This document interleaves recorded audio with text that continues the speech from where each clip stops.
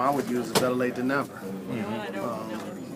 There was a time last year when me and Jay Billis was on the show even debating which game was more physical between the college game and the pro game.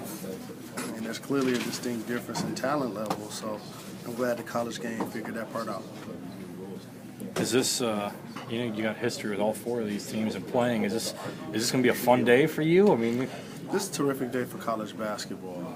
We know that while players are the driving force to what's going to happen to determine the outcome of the games, the face of college basketball have always been the coaches. And even in these matchups, you have Bill Self, who's a terrific coach and a champion. You got Coach K, the same thing.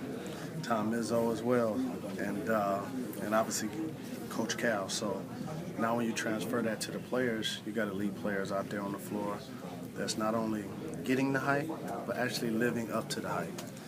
And that's awesome to see with Jabari Parker and Randall and Wiggins. I think they're going to be terrific players, and it's just good for the sport.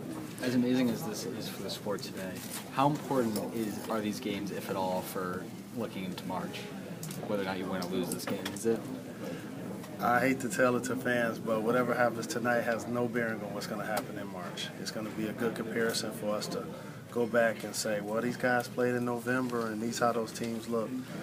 To follow the progress of college basketball and pro basketball. You're a different team, a handful of months away. But it's a good proving ground, and I'm glad that this was actually set up by the teams, because so many teams just play cupcakes in the preseason so they can tell their fan base, hey, we won 20, we won 25 games, and then they go undefeated in the non-conference schedule, then lose 4 or 5 games once the conference starts. So it's great to see this competition, especially against the top players in the country. How to learn important lessons from these games that will help them in March? There's always great lessons when you go against the best.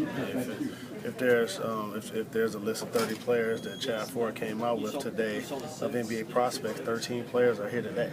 So there's no better proving ground than going against the best, and we're going to see a lot of elite competition tonight.